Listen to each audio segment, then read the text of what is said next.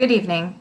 I'm Corvallis Advocate Editor Stevie Beiswanger, and co-moderating with me tonight are publisher Steve Schultz and reporter Kara Nixon. Welcome to tonight's CitySpeak. This evening, we'll focus on protester rights with Corvallis attorney Lorena Reynolds and hear about firsthand accounts from two people that have been regularly attending the Portland protests. One of those people is having technical difficulties, so hopefully she will join us soon, but just know that that is happening. Next week, CitySpeak will host the Corvallis School District School Board Chair, along with the district's superintendent. They'll talk about their concerns for education amid the pandemic, both for children and teachers, and what's been driving their decision-making. These forums are presented by the Corvallis Advocate, which offers daily news online and in non-pandemic times, a twice-monthly deep dive print publication, along with live forums and storytelling nights. City Speaks are co-presented by the City Club of Corvallis, a volunteer-run nonprofit organization seeking to present a diversity of viewpoints and constructive dialogue. Steve? Thank you, Stevie. You can support forums like these by donating or subscribing to the Corvallis Advocate. It's only $5 a month for unlimited online access. There are ways that you can also donate or subscribe for services over and above that if you are so inclined. Along those lines, we want to, at the Advocate, thank our sponsors, Peak Sports and First Alternative Natural Foods Co-op. Without sponsors like these and donors and, of course, subscribers like you, we cannot put on these programs. I do want to point out that if you are not a subscriber and you're about to consume this content, you're not taking care of the people who prepare these panels and do all the work behind the scenes to make them happen. Please do consider a subscription. We greatly appreciate it. Also, and I sometimes am remiss in doing this, I certainly want to thank all of our current subscribers. We really just absolutely love you guys, and thank you. Stevie. Thanks, Steve. Without further ado, I'd like to introduce this evening's panelists. Joining us tonight are Lorena Reynolds, a Corvallis attorney who's worked on legislative committees and statewide task forces representing the interests of impoverished Oregonians and survivors of domestic violence, sexual assault, and stalking. Heather Bishop lives in Corvallis and has participated in the Portland protests before, during, and after the federal agents became involved. And Amy Zink lives in Portland in the same neighborhood as the majority of these protests and has also participated. Amy is also a former writer and copy editor at the Corvallis Advocate. Thank you so much to our panelists for being here tonight and taking the time to share with our community. In a few moments, we'll turn to audience questions. To ask a question while we're live, viewers can comment on the event's live post on our Facebook page, the Corvallis Advocate, or email us at cityspeak@corvallisadvocate.com. Again, that's cityspeak@corvallis. Sarah?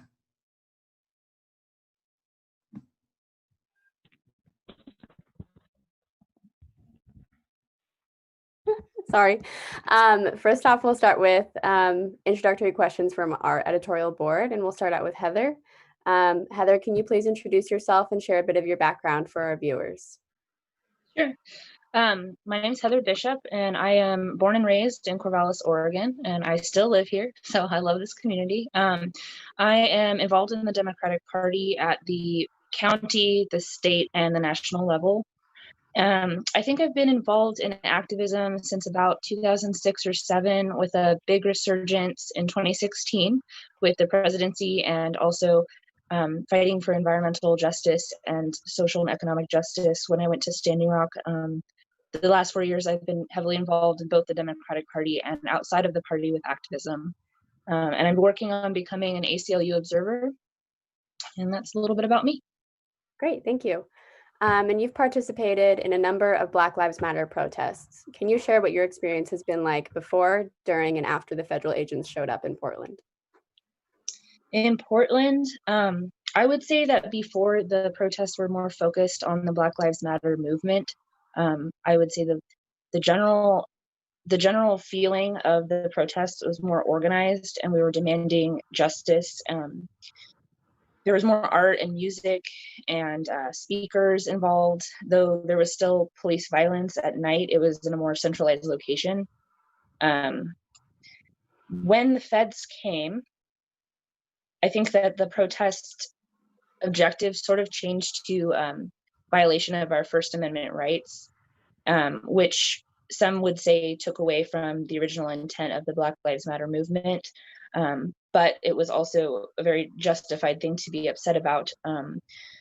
The protest became less organized when the feds came and reached the peak of violence, I would say.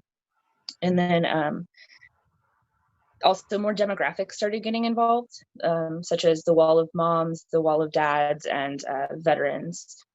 Just as a few examples, when the feds came, it became a national spotlight. So that brought a lot more attention.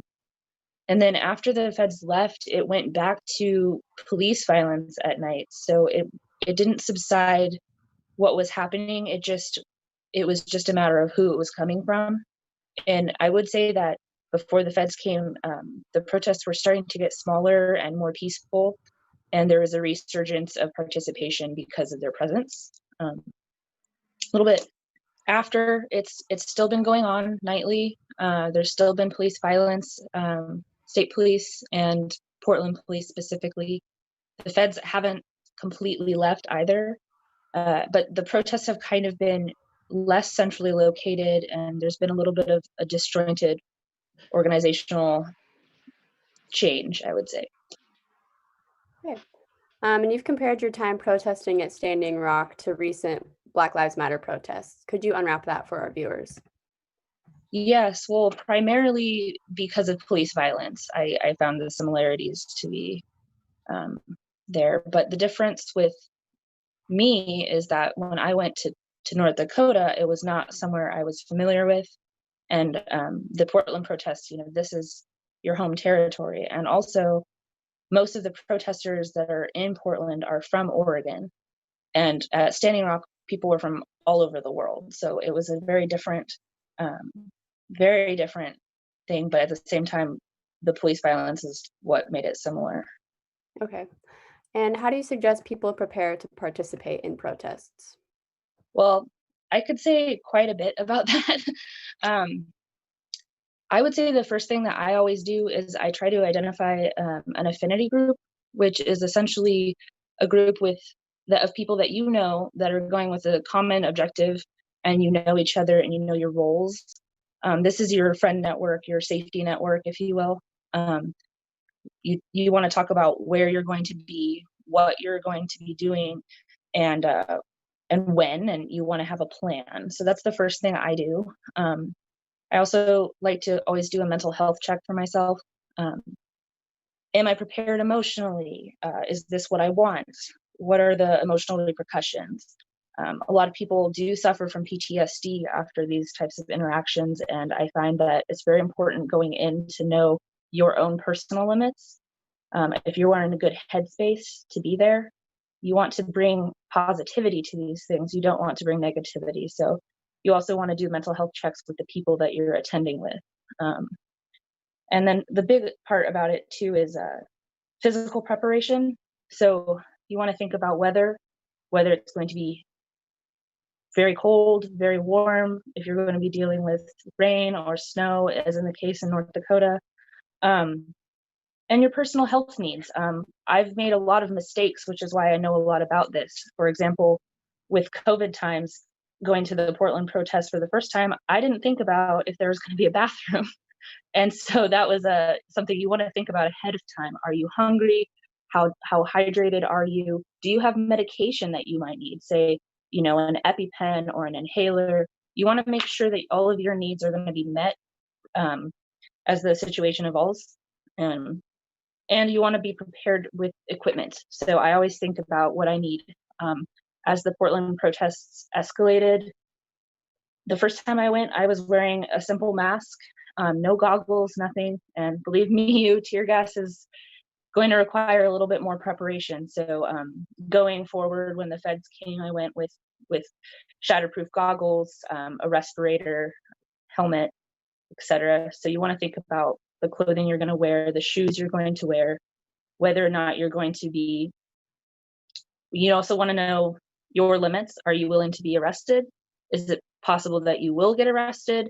And what is that going to look like for you? Are you going to have contact information, and how are you going to handle that if it were to happen? So those are the kind of things I do to prepare, if that makes any sense. Mm-hmm. And then on the other hand, what would you recommend people don't do at these protests? I have a little list I prepared of basics, if you don't mind me reading it. Go ahead. Number one, do not go alone. That's so important. And don't leave behind people that you attend with. You want to always know where each other are.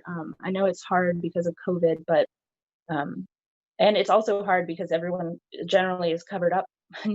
But you need to have identifying markers that only your group knows. You need to know where each other are and like be able to keep eyes on each other. Don't go intoxicated or overly tired.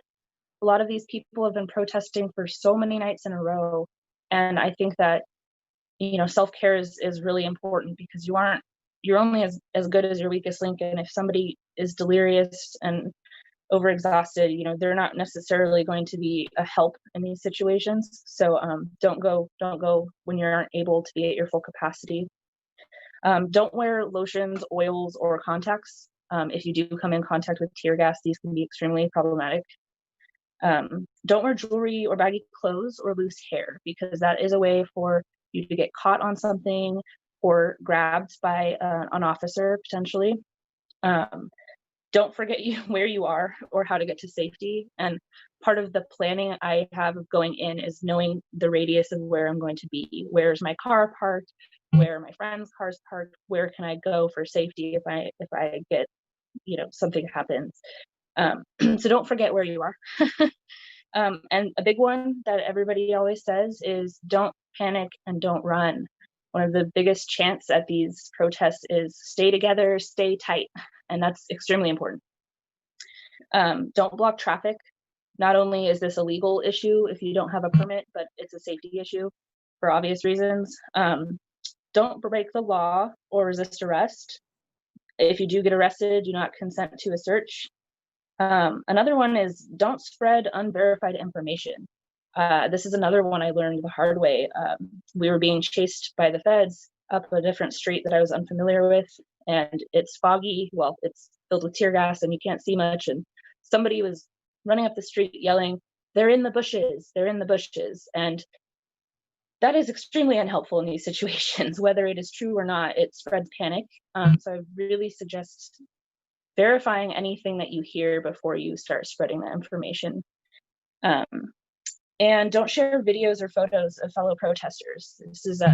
This is something that most people who regularly attend these things know, but I know it's hard. You want to get footage, you want to show what's happening. You just have to be extremely sensitive to other people's privacy, really.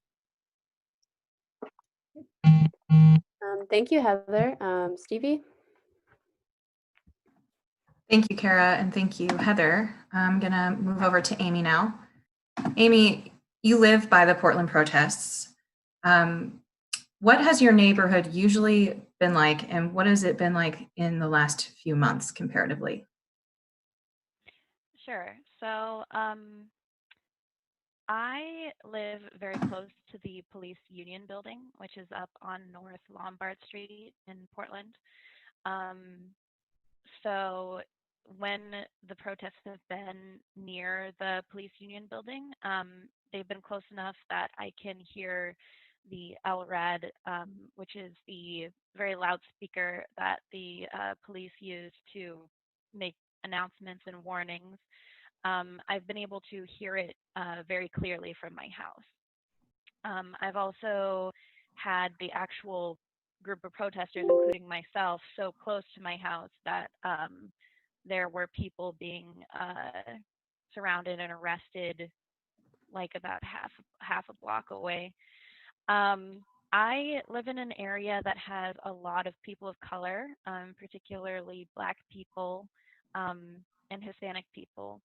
And one difference that I've seen is that basically when you're around my area, especially, you don't really forget that the protests are happening.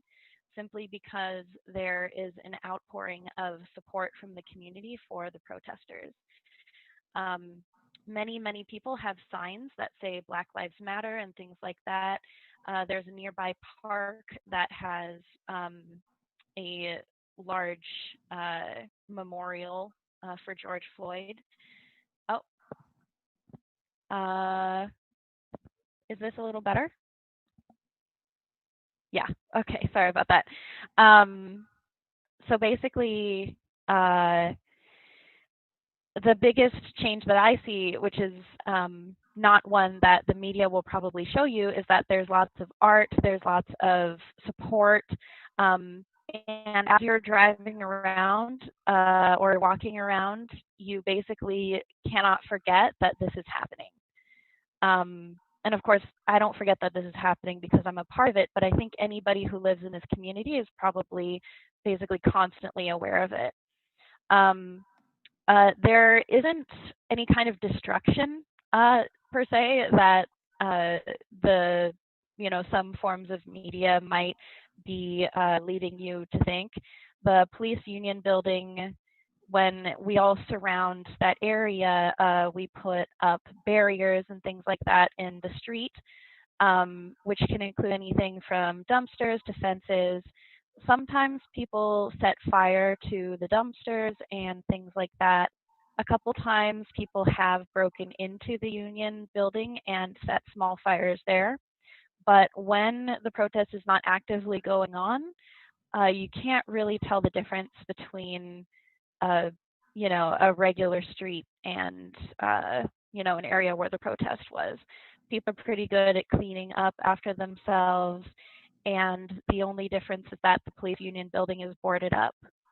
So I would say that around this area in particular, it's certainly not like a burning city as some sources may make it seem. Like everybody is living their normal lives.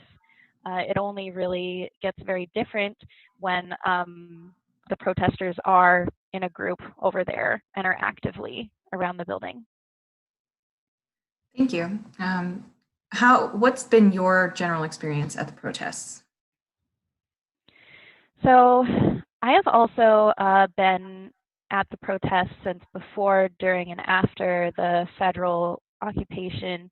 Though, of course, there is evidence that there's federal agents still here in Portland, but they're certainly not coming out in the same kind of force that they were a while ago.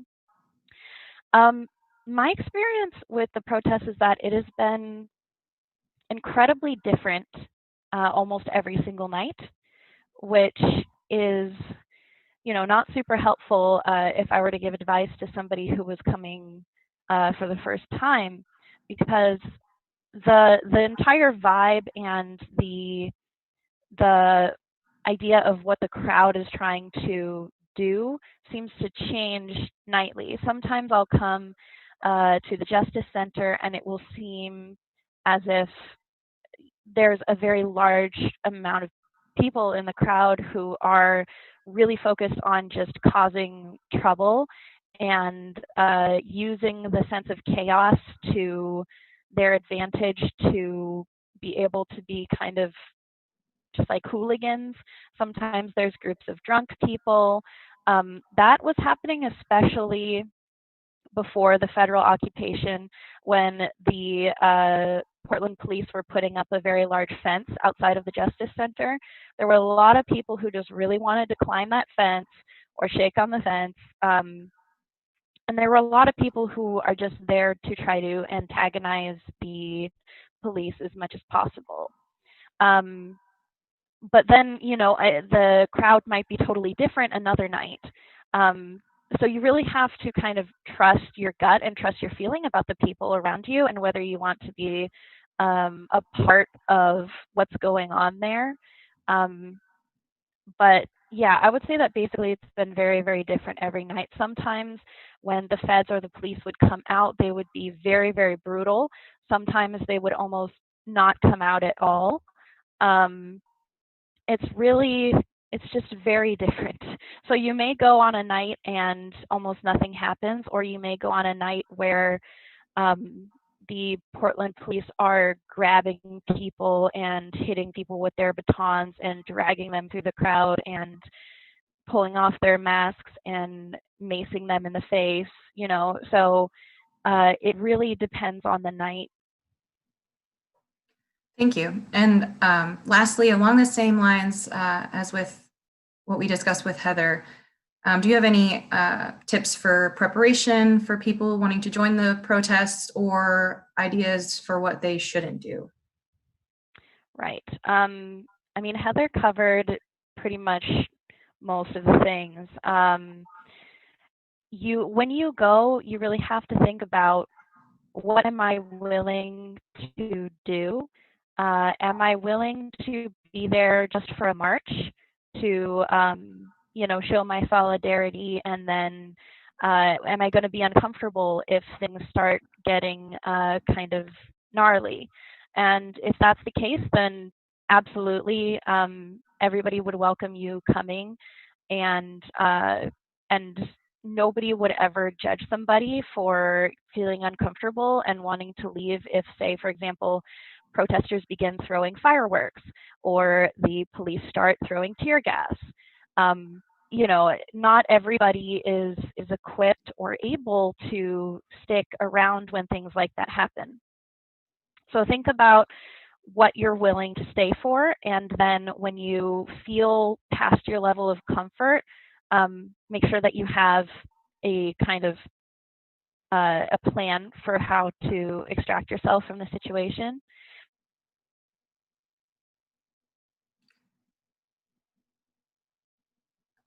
I think your sound cut out, Amy.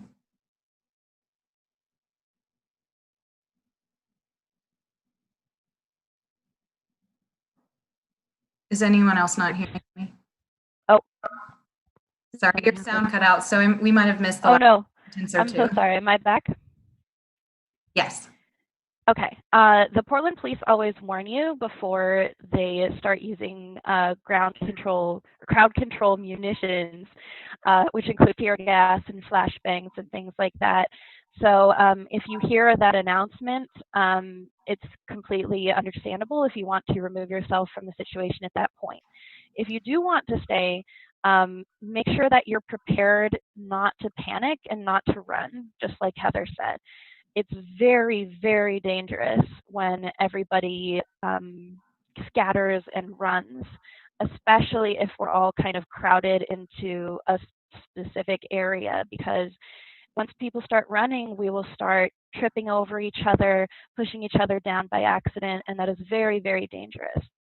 And the thing that they do that gets people to run the most is when they bull rush people, which is when the cops will line up and then they will very suddenly just sprint forward. And that is terrifying.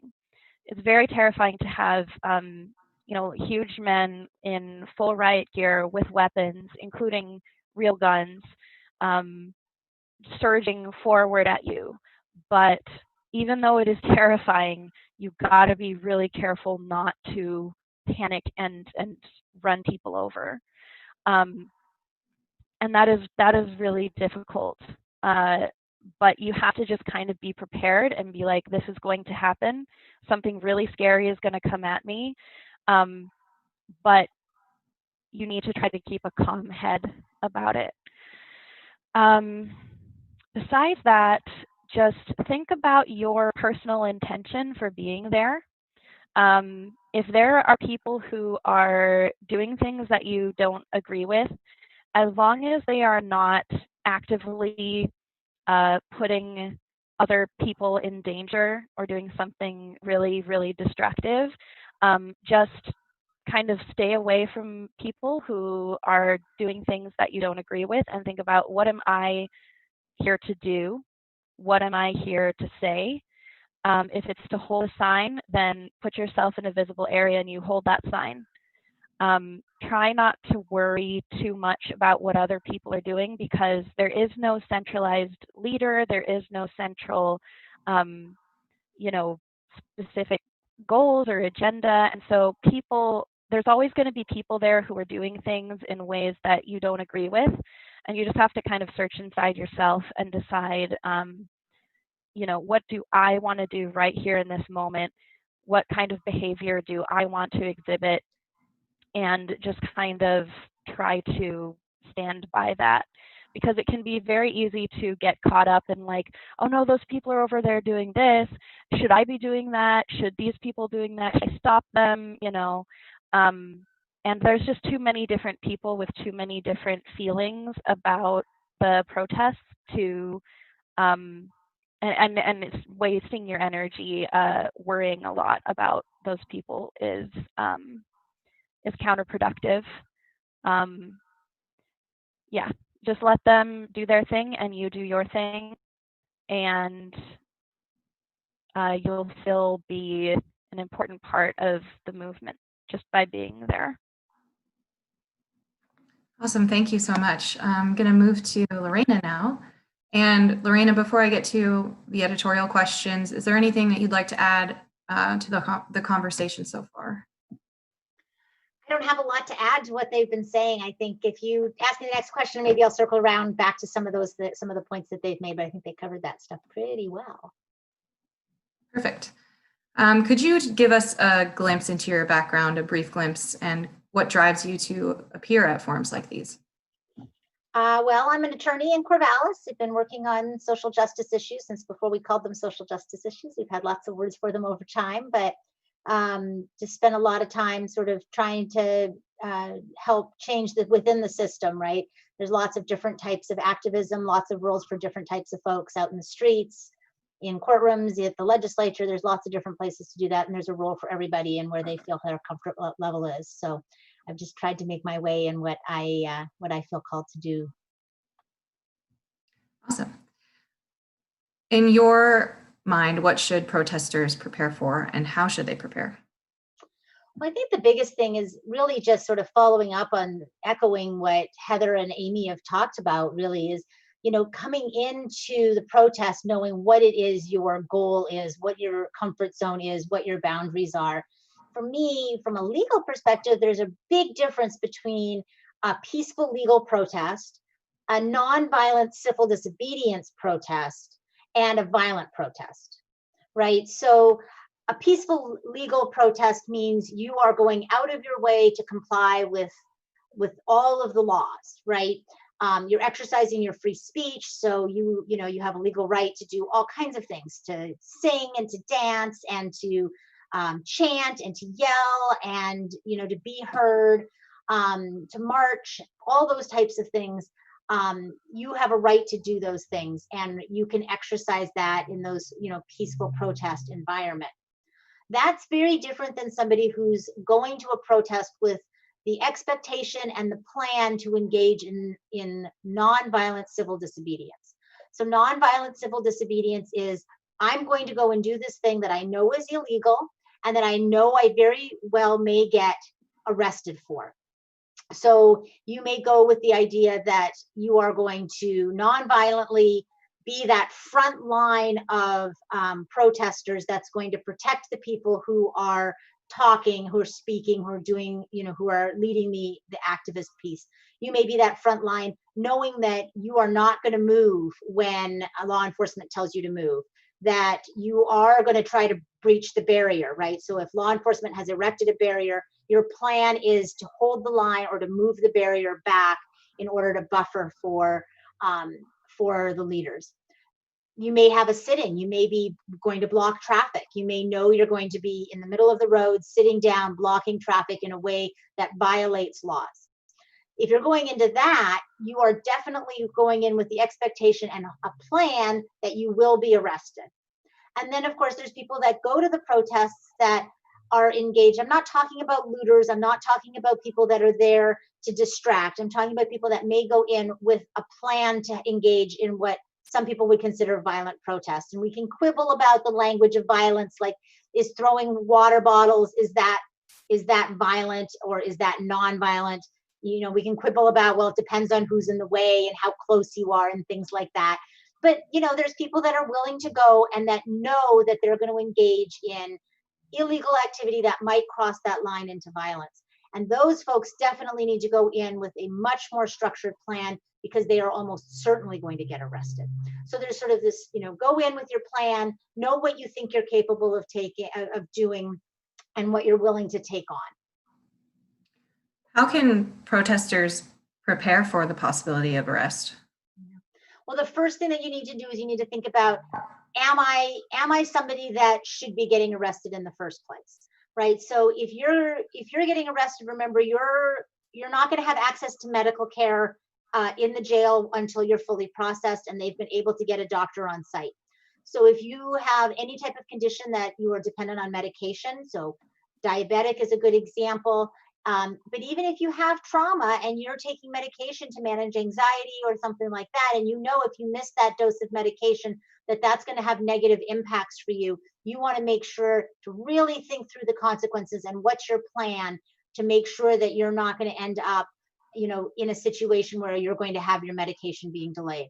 The same goes for prosthetics or other type of mobility devices. So if you use a wheelchair, if you have a prosthetic leg, when you get taken into custody, you will not have access to that for potentially an extended period of time.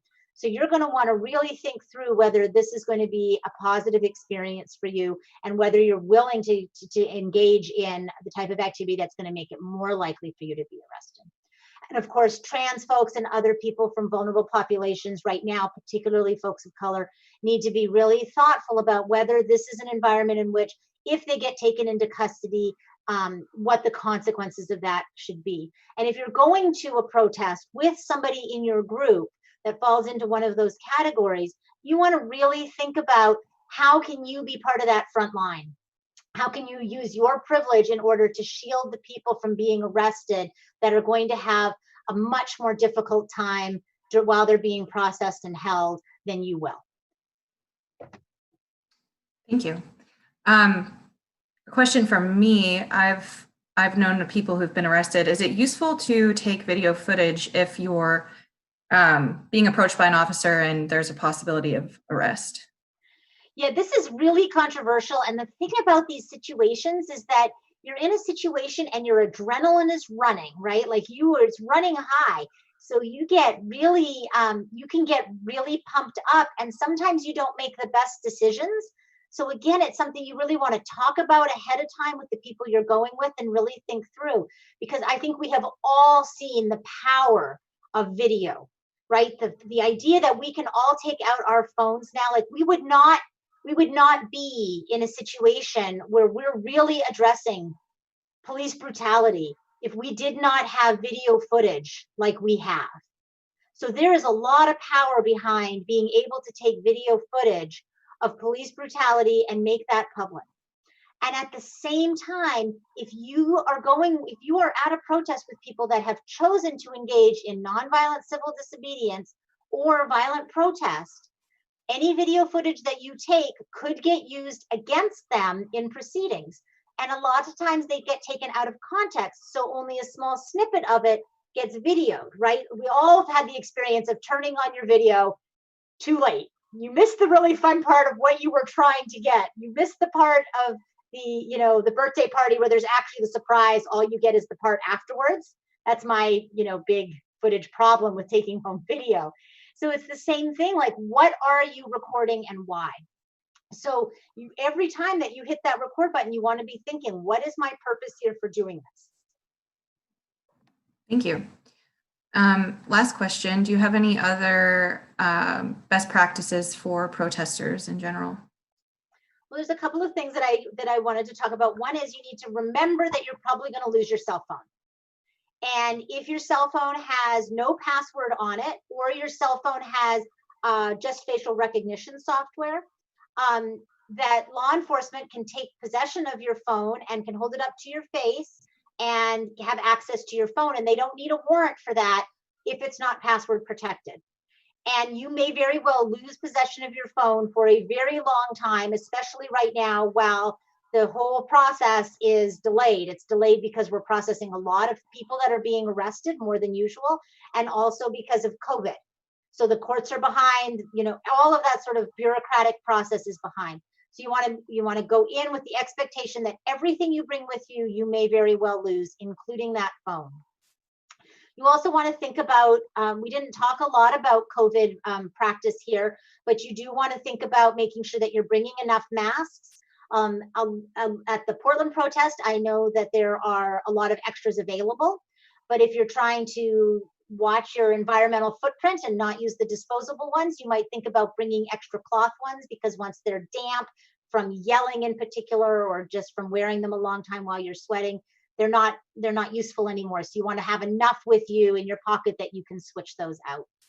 You also want to think about having a number of somebody that's at home that you can call that's going to be able to get in touch with an attorney. So this might be the National Lawyer Guild's phone number that you've memorized, or that you have written on a part of your body that it's not going to get smeared off with sweat, or with, you know, some type of a wipe. If it's just on your forearm, we haven't seen this in Portland, or at least I haven't heard about it, but in other places we've heard about law enforcement officers wiping off the phone number on your hand, on your arm.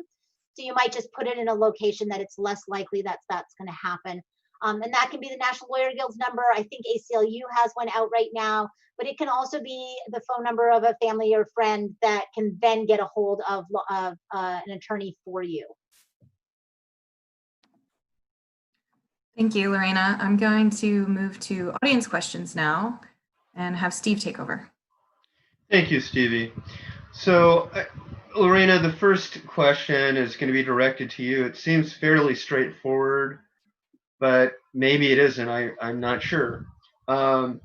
There's conflicting suggestions about whether you bring your identification or not, as it may be confiscated. It may be the police will hang on to that for some period of time. What's some bright line recommendation that you have? Yeah, so the thing about ID is that you are not required to provide identification to law enforcement unless you are operating a motor vehicle. So there's no requirement that you have to carry ID around with you. And in fact, carrying ID is a privilege in Oregon in particular, because having an Oregon driver's license or an Oregon official state ID card presupposes that you have legal status in this country. And so every time you take out your ID, you are using your privilege as somebody who is a citizen or here on a visa or otherwise legally in this country. You are using that privilege, and you are making it easier for law enforcement to identify folks who are not here, that are not documented, that are here. So there's really no reason to have your ID at a protest, and I would encourage folks to leave that at home.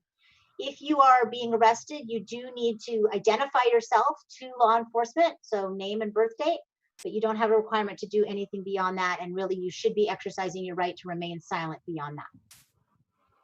Okay, and then, so is your suggestion you don't really need your ID, maybe leave it in the car, or what's the best practice? Well, if you drove your car there, you're going to need to find somewhere to put it, because you need your ID while you're driving there, because you are required to have the ID while you're driving there. And then you've got to make a safety decision about whether it's a good idea to leave that in the car, whether you have some other sort of safety plan or some other safe place that you can leave something like your ID. But having it on you does have that repercussion to it. But yeah, you do want to be thinking about what are you bringing with you, and if you're not driving, if you're carpooling if you're carpooling to the protest, do you really need to bring this? What do you need to bring? What should you have with you? Okay, and then after this question, I'll turn it over to Kara for a couple of questions, and then I'll switch back, because while this is going on, we're monitoring not just one Facebook post, but a few of them, and also email. And this is really to the whole group. Does anybody have a sense of how many people are actually being prosecuted? It looks like in Portland, largely folks may not be they're getting arrested, but maybe not prosecuted. Does anybody have a sense of that? I can speak to a few of my friends who've gotten charges dropped recently. There is a judge who has been more in favor of light persecution. I can't say that that's overwhelmingly happening, but I know a few of my friends have gotten a few felony charges dropped en masse. So there may be a lot of variables there, but there's been some people who have gotten their charges dropped that I know personally. Okay, anybody else have any sense of that, or is there a percentage out there? It's probably a little early for that, but anybody else have any information along those lines? I think the only thing I have to add to that is that the politics are really interesting right now because there's new DA taking charge. So it's going to be interesting to see with the change in guard what that's going to look like. Has it given any indication at all? I think the general sense is that he's much more progressive. So we're going to see some different policies maybe. So I think there's a lot of people within the legal community that are pretty excited to see what those changes are going to look like. Okay, real good. Kara, I believe you've got a couple of questions. Yeah, for Lorena, what do you recommend for those who are under 18 years old if they get arrested at a protest? So they should exercise the same rights. You don't magically get your civil rights when you become 18. You have that right to an attorney. You have a right to remain silent, and you don't have to consent to searches or seizures. So you do want to be telling them that you're a minor. You do want to telling them that you want to talk to an attorney and that you want to talk to your parents if your parents are supportive folks that are going to be helpful for you. Okay, great. And then what is the minimum of what a person has to say to the police once they get arrested? Yeah, name and date of birth. Everything else, you do want to exercise your rights. So it's very counterintuitive, right? So you have a right to remain silent, but you don't actually have a right to remain silent unless you say that you're exercising your right to remain silent. So in order to have a right to remain silent, you have to actually say, I'm exercising my right to remain silent. So it feels kind of weird. Stay silent, you don't have the right, but saying that you're going to stay silent, now you have that right. Okay, thank you. And Steve? Thank you, Kara. So I'm going to try to follow this through best I can. And by way of just full disclosure, Amy Zink has worked for the paper. I know she's relatively informed, certainly really quite informed. And in fact, I know that Heather is quite politically involved. So I know that she's a news junkie a bit. Lorena, I assume you're pretty well informed. Obviously, those of us that are at the Advocate were informed. So I'm going to go through this Facebook post, and I guess I want to find out from all of you what you're doing to vet information before you accept it as truth, what suggestions you have. I think this is going to be a bit of a conversation. This poster starts out by asking one question. Were the rights of the guy that was killed by protesters violated? How are they justifying murder? ? Then another poster responds to that poster, nobody was killed. Then the original poster, the guy that got pulled over in his truck was beaten, didn't die, so he corrects himself, so forth. It goes on about whether he was intoxicated, not intoxicated. Is there some sort of validity to him being intoxicated? Somebody's suggesting there was a press report. So we start out with this guy was killed, and we wind up with maybe he got beaten, maybe he was drunk, maybe he was not. Certainly early on in the BLM protest, our editor and myself were looking at reports from news organizations that we even respect that looked to us a little like they maybe had pulled the trigger too quickly about a shooting in Seattle, and it turned out it didn't happen. It's been, people are moving very quickly because of social media with the information. Even the press is moving a little too quickly. I mean, can anybody cite any instances where that's been frustrating? And I'll start with you, Lorena, and kind of what you're doing to kind of separate the accurate from the inaccurate a little bit for yourself. Lorena. Oh, I was hoping you were going to start with everybody else because it's such a big topic. Like, isn't that really just the big question of being sort of socially active right now? The big question is, where am I getting my information, and are the sources that I've always relied on accurate? And I don't really have a great answer for that, other than to say, you read the source, you try to verify it with other sources, and a lot of it for me is a gut check too. Like, does this feel right? Like, what are the motivations?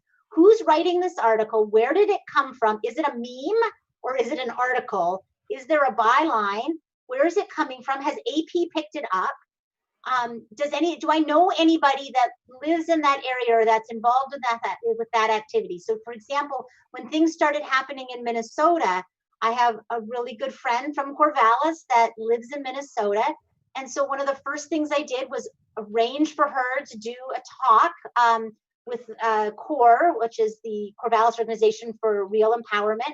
So we host monthly talks as well. And had her come and talk about what's going on in Minneapolis. What have you seen and experienced? Same thing with Portland. It's talking to the people that are going to the protests, talking to the people that in law enforcement. What's your experience? What are you seeing happen? And just doing the best you can to sort through that. And also trying really hard not to jump the gun, right? Not to just read something and have this visceral immediate reaction that you then are the cause of perpetuating something that's not accurate and that's designed to get that emotional response. So I think for me, it's really about just approaching everything with a little bit of a critical eye and just not assuming anything is at face value until you've done that third, fourth check. What is it? What's really going on here? And what is the motivation of this author, right? Of this reporter, of this person that's posting on social media? Why did they post it, and what are they trying to get from me?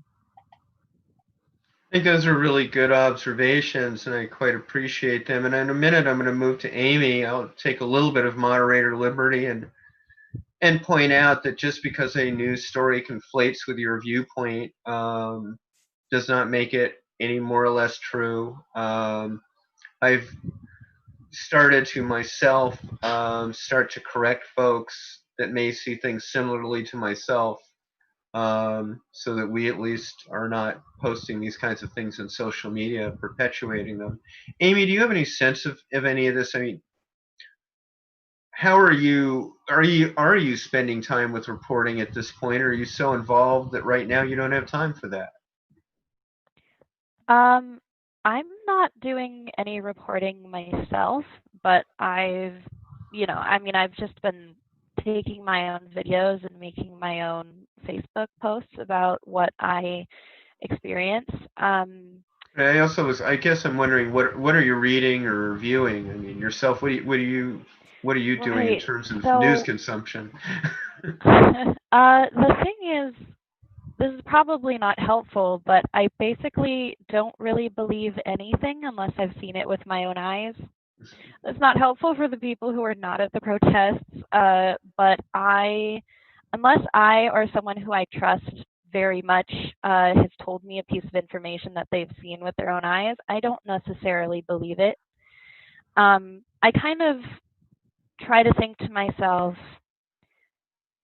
if this information is not true, would I be causing harm by sharing it? Would I be causing harm by believing that it is true? So for example, and this is not online, but this is just an example of things that can happen at the protest. You dropped out, Amy. Amy, you dropped out. Let me move to Heather.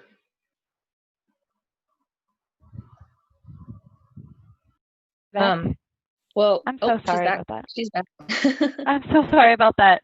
I've had people come up to me at the protest and say, there's a guy who has a gun over there. And like maybe I see a group of people crowding around where someone says there's a gun. Well, I say to myself, well, even if there isn't a gun over there, I'm going to remove myself from the situation so that I'm not in the crowd of people who are crowding around this person, whether they're a counter protester or whatever it is, even though I want to know what's going on, I'm just going to back away instead, because doing so does not harm anybody else in any way. So I kind of think about it like that. But on the other hand, there's a lot of rumors swirling around about, like, oh, if you see a person who's doing or saying this, that they're actually a plant, you know, from the cops. There's a lot of people who are very kind of paranoid and like to share their opinions on, you know, these paranoid things about the cops having plants within the protests. And so I always just try to think to myself, is sharing this or believing it or doing something with myself, is that going to harm anybody else, or is, you know, believing it or sharing it only going to help keep people alert? So for example, if there's a post on Twitter that says, there's a man who looks like this who is approaching women at the protest and being very predatory towards them, I will probably share that post, because I think it would do more good than harm for that information to be out there. But when it comes to something like a lot more concrete, or something that would have more far-reaching consequences, I just kind of don't believe it, and I don't share it unless I've seen it with my own eyes, or unless it comes from a very vetted source that cites its sources and things like that. Thank you. Good observations. And then Heather, equally, I know you to be somebody that consumes news, hopefully judiciously. I believe so. Do you have some tips and hints? I do. First, full disclosure, I have what I believe to be a very healthy and strong skepticism of any mainstream media. That being said, I think that the more you hear, the better foundation for what could be a well-rounded basis of what is true you could have. So when I hear something in the news, I like to look at a lot of different perspectives, including ones I normally disagree with, because the more you know, the more you know. So I try to find as many sources as I possibly can. That's my best tip, is don't discount anything, but don't believe anything. And then as far as like protests go, I just like everybody has already said, I don't believe it unless I see it. I ask my friends who live there, who are there in person, and I like firsthand footage. I like firsthand accounts. There was so much misinformation spread at Standing Rock that was extremely frustrating. Countless examples, but one that comes to mind is my family calling me and asking me, are the protesters paid? And I thought, where are you getting your news? But I think that, you know, their media is trying to elicit a response. And so if you don't react emotionally and you continue to search for other perspectives, you can kind of formulate what's really going on the more you look into it. So I suggest that for every article you read 3 more about the same scenario. And then this question, I'm trying to sort out this question a little bit, but I think what they're really asking is the way that police have responded. So I think most of you have dealt with protest over time, and this again is kind of the latest ones. Are the latest ones. In hindsight, looking back at the way that the Portland Police Bureau has acted, and then the inclusion of the federal occupation, you know, in hindsight, are there some best practice? I guess looking at the practices, what have you observed has been counterproductive or productive? And Amy, let me kind of go back to you, because you've been there quite a bit and you're living in that neighborhood. And then also, Heather, I'll move to you, and then Lorena. So Could you repeat the question real quick? My audio. In essence, from the standpoint of if you were making a suggestion to the police, here's some best practices. You know, you want to keep people safe. You want to allow them to continue to have their rights. You want to keep people safe. Perhaps you don't want there to be an escalation. What are some of the things you've seen that if you were a quick do and don't list for the police, what would that look like from your standpoint? Oh gosh. I've become pretty jaded when it comes to them, to the point where I'm not even sure what they could do without just losing their jobs. I actually had a very long conversation with a couple police officers when myself and a couple other people were in a kind of standoff with them, and for about 2 hours they just stood there and we talked to them. And we had a group of them who really were genuinely wanting to talk to us, and so I kind of got their perspectives a little bit. But the problem is that even if they believe that they're good people and that they're good cops and that they want to be part of the system so that they can make the system better, the problem is that when it comes down to it, they will always follow orders. So they would say something like, we would say, why did you bull rush us tonight? What was happening that made you think that that was an okay thing to do? Because that night in particular, most of the people had already dispersed and there was a fairly small number of people and everyone was sitting peacefully, and we were suddenly declared a riot. And I saw with my own eyes nothing was happening around the building. So I asked them, why did you declare us a riot? Why did you come bull rush us right now? And they said, well, our superiors told us that there was someone in the crowd who was engaging in illegal activity. And I said, well, what kind of illegal activity? Who was it? What were they doing? And they said, we don't know, but we trust our superiors to know. And I would ask them things like, so if you do not see with your own eyes that something is happening and you have just been told that, there's someone who's trying to set a fire or someone who's throwing dangerous things, you are always just going to believe that, no matter what you see with your own eyes. And they said, yes, we're going to believe that, and we have to, because that's our job. They're not going to stand there and refuse an order. Amy, you cut out again.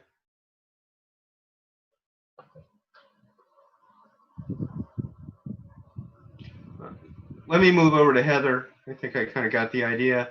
Heather, do and don't list for police. My short list. Oh. Yeah, no, so sorry, I think we kind of have the idea, Amy, but Heather, kind of a short list from you for police do's and don'ts, given what you've seen. Yeah. Well, I could sum it down to one word, which for me is just accountability. I don't believe that the police are holding themselves accountable. I don't believe the police are holding each other accountable or their superiors accountable. I think there needs to be identification that is visible. I think there needs to be best practices of arrest, which there are not these days in the protests. I think we need to have body cams that are on, and each officer that is involved in an incident needs to have a full report done. I mean, those are things that are pretty obvious, but as it stands, they're not happening in Portland. So accountability for me is number one. And then also the response that police are, invoking to these protests is not equal. If someone throws a water bottle at you and you open fire with tear gas on 100 people, that does not make sense. So for me, number one is just accountability. So accountability and proportionality, perhaps, as well, yeah? Mm-hmm. Yeah. Okay. And then, and then I'm going to want to move on to Lorena about this. have you been to some of the local Corvallis protests, and how is that stacked up, if you will, to what is going on in other places? And what have been your experiences here in Corvallis, if you've had them? Are you asking me? Yes, I am. Okay. Well, I would like to commend the Corvallis Police for being fairly amicable thus far. Usually, Corvallis has a very community-oriented protests. I think that they're not so volatile. So I mean, it could have a lot to do with the university and the demographics of Corvallis. It could have a lot to do with the size of Corvallis, but generally speaking, at a protest here in town, I don't feel unsafe. At least I have not yet. And Portland, I know going in there's a possibility that it could turn. So I think with Corvallis, I generally feel fairly comfortable. I would say it's a protest that you could bring someone under 18 to. At I've least seen children at some of them. Yeah. Yeah. Okay. And then Amy, have you been to any of the Portland protests? The Corvallis protests? Excuse me, yes, the Corvallis protests. Have you been to any of those? I mean, you don't live here, but I know you have family here. I have not. I've been kind of avoiding traveling due to the pandemic, but I actually just this last weekend went out to Bend to support them in their Black Lives Matter and anti-ICE protests, and that was really interesting. Specifically, we started having a small march in Bend, and then everyone was asked to go over to Prineville, which is smaller and much more conservative than Bend, and there was a very large pro-Trump presence there, and that was a very interesting experience. In that situation, because we had such a small group, and because we had armed counter protesters who were standing around with their guns, everybody was on their absolute best behavior. Nobody even set foot in the street. We were relatively quiet and unobtrusive. So that was a very different experience. It was interesting intentionally holding myself back, whereas in the Portland protests, because I've been going there for so long, I kind of have a different sense of what the rules and the laws mean while I'm there, because I always go with the intention of civil disobedience. So if the police tell me to get out of the street, I don't get out of the street. Right. And then in Prineville, however, you feel less or more safe than when you're in Portland.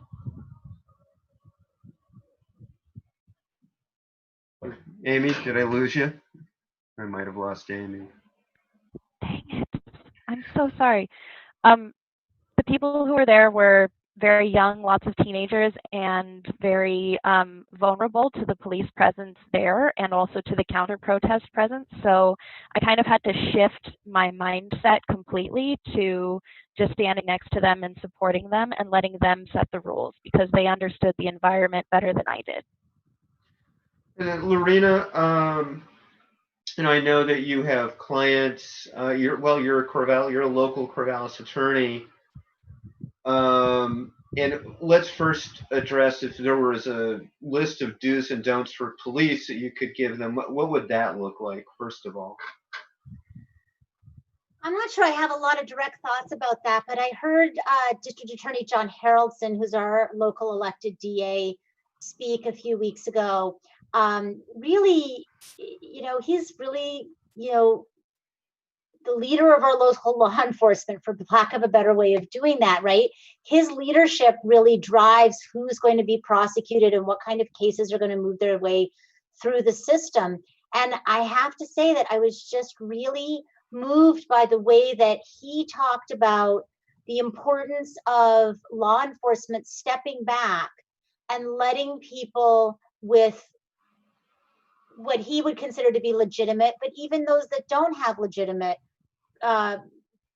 concerns, complaints, about the system have the opportunity to protest and to have their voices be heard. And I think that's one of the things that's different about Corvallis is that we have leadership, we have elected leadership that is committed to protecting somebody's First Amendment rights to protest and is committed to listening to people's experiences with law enforcement and are committed to not perpetuating the problems and trying to be open to change.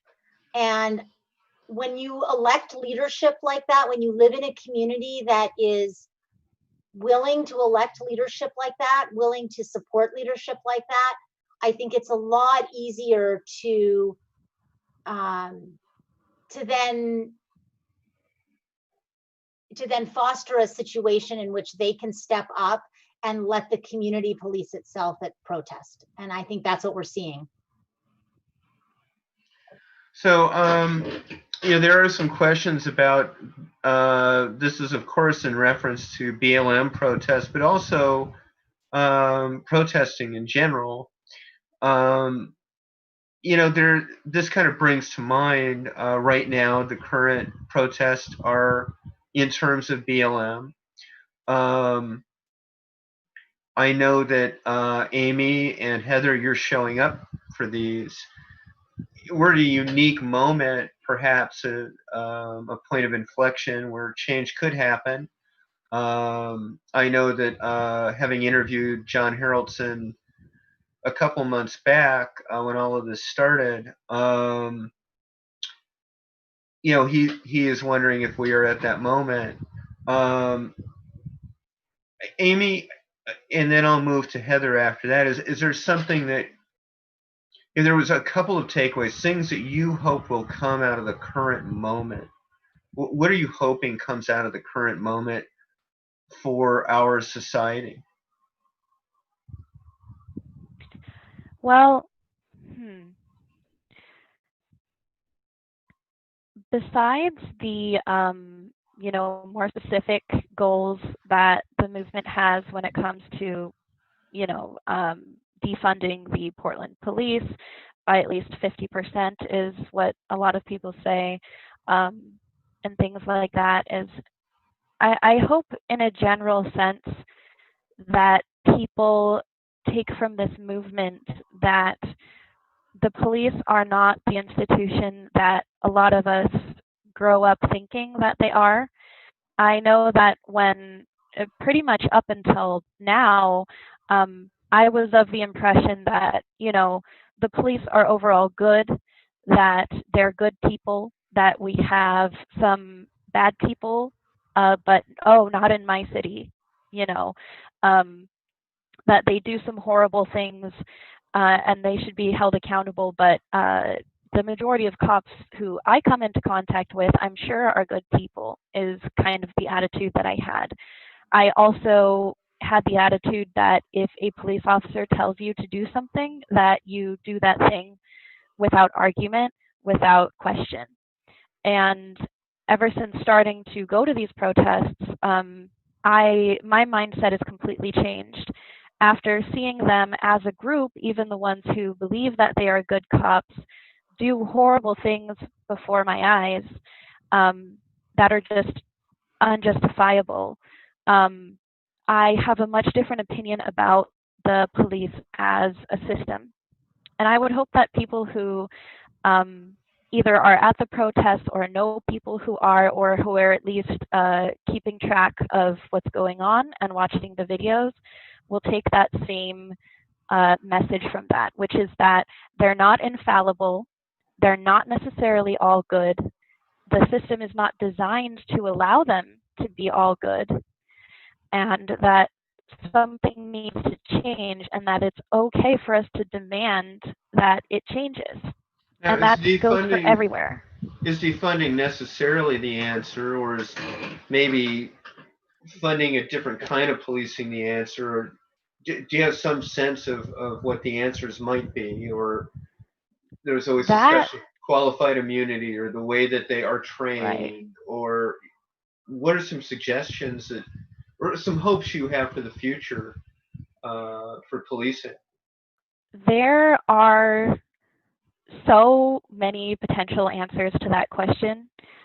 There are many, many routes that this kind of reform could take.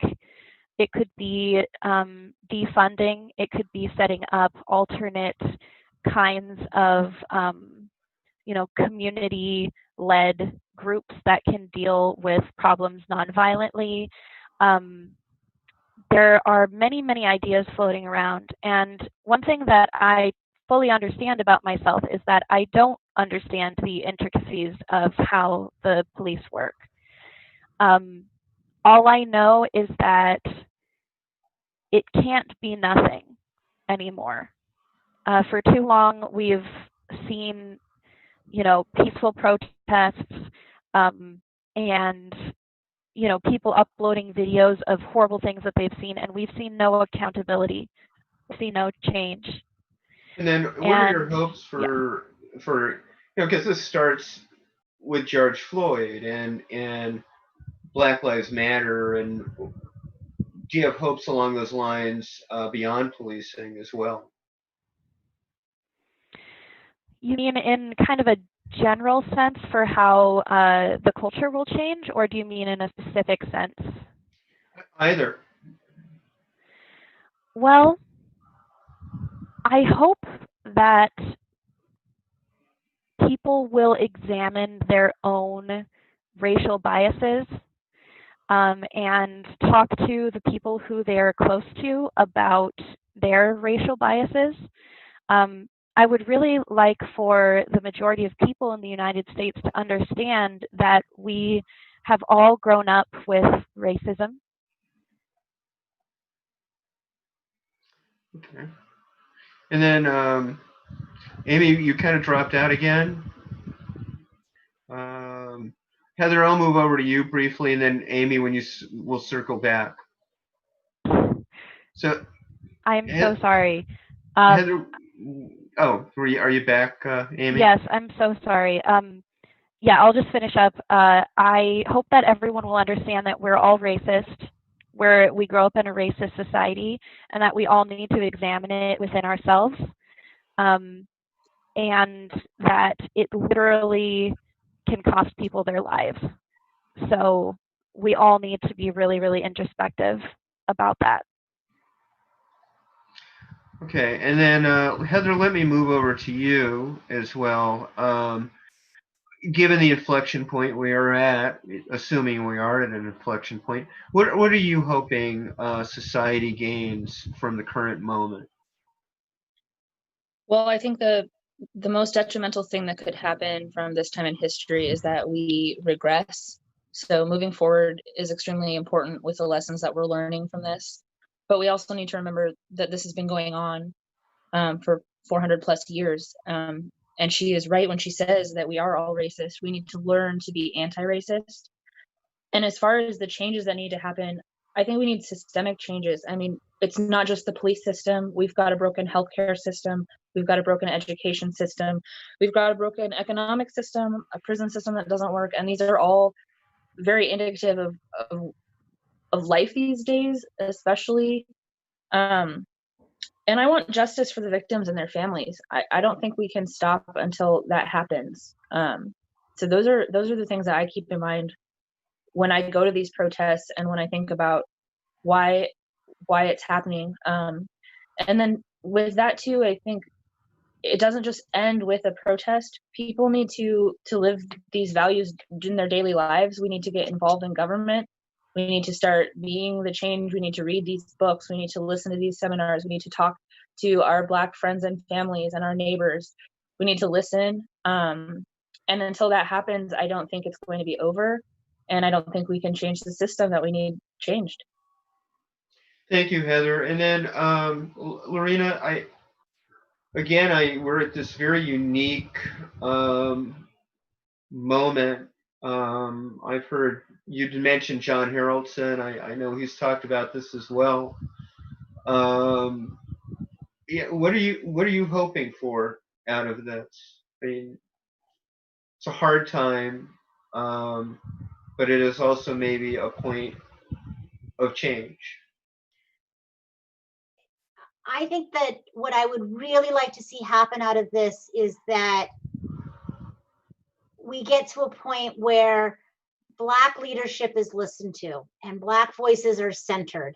And when those questions are asked, I really like, I was even concerned being on a panel that, there's nobody here from Black Lives Matters that's Black. And that's, a continuing Corvallis problem.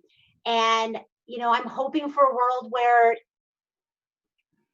every panel is diverse enough that we don't have to specifically go out and look for that it just naturally happens that when you think about a panel about Black Lives Matters protests, that it organically, without organization or thought, that panel is people from the movement, with those voices being centered. And that's really what I want. I want to sort of put myself out of a volunteer position that that these, that instead of, sort of being here saying, okay, well, this is what I'm doing to support this movement, that it's actually the movement itself that's able to be here. And that really has to come from just, everybody having a commitment to centering those voices. And then, unless somebody does anybody have anything that they would like to add? Okay. And do either of the other moderators have any further questions? Stevie? I don't. Good. And then Kara Nixon.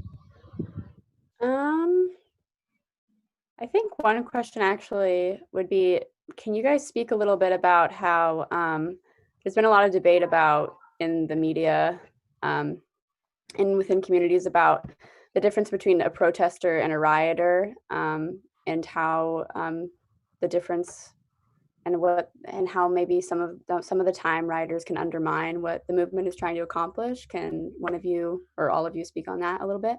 Who would you like to start with, Kara? We can start with Heather. Well, I want to say that I personally don't know of anybody that I would consider a rioter. However, at these protests, what the police have been doing is declaring that it is a riot, which automatically makes us all rioters.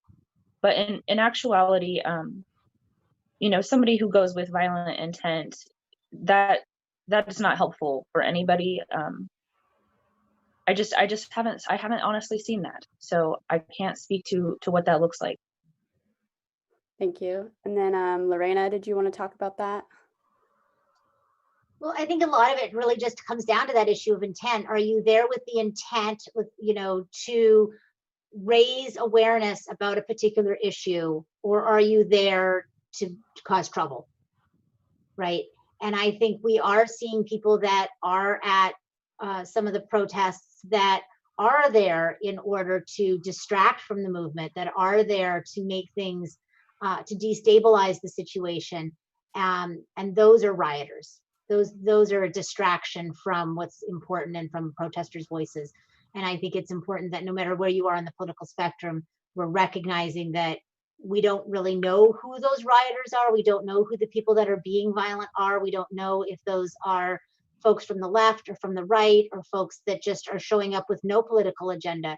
We don't know that, but it's a distraction from what's really important in keeping the message really focused on what it is that the leadership there on the ground is trying to, they're trying to protest. What message are they trying to take? So I think it's really a matter of distinguishing between folks that come with a political agenda and those that don't.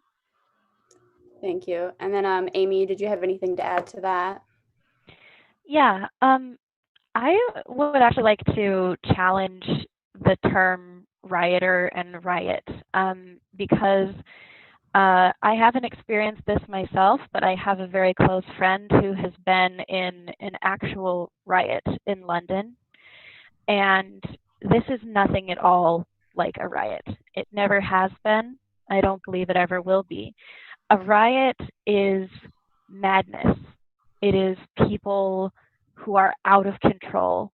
It's people throwing bottles it's people setting fires to buildings. It's a large group of people who have all kind of just gone crazy and are dangerous to everybody around them.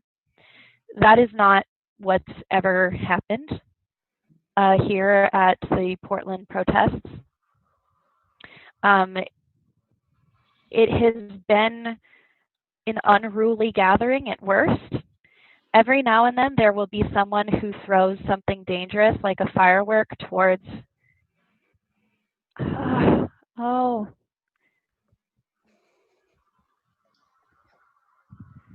I think that's a really good point, Amy. I think it's a lot about too. Anytime you have a large group of gathering, a large gathering of people, I mean, whether it's an OSU football game or any large gathering of people, you're going to have people that are causing trouble. You're going to have people that are going to be out of control for whatever reason. And I think that's a great point about distinguishing what a collective riot is as opposed to people that are violent distractions. Right. And there's never large groups of people like that.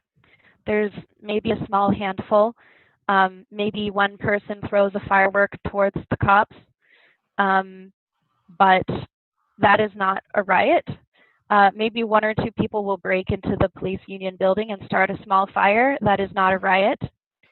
It's by no means ever anything like that. There are just very small groups of people who want to cause destruction, and most of the time that destruction is limited to property. And when it is not, that's very rare, and it's only a few people. Thank you. Steve or Stevie, who wants to take over? Thank you, Kara. So with that, I do want to thank all of our panelists. Please do stay with us past the all clear so we can debrief for a moment. So do please stay past the all clear. To our viewers, if you are not subscribing, please consider doing so. Ms. Beiswanger. Thanks. Thanks, Steve. Thank you to our panelists for being here. Thanks, Kara, and all the other Corvallis Advocate staff out there doing the good work. And again, thanks to our supporters, Peak Sports, First Alternative, National Foods Co-op. And be sure to tune in next week for Corvallis' Schools Leadership CitySpeak Forum.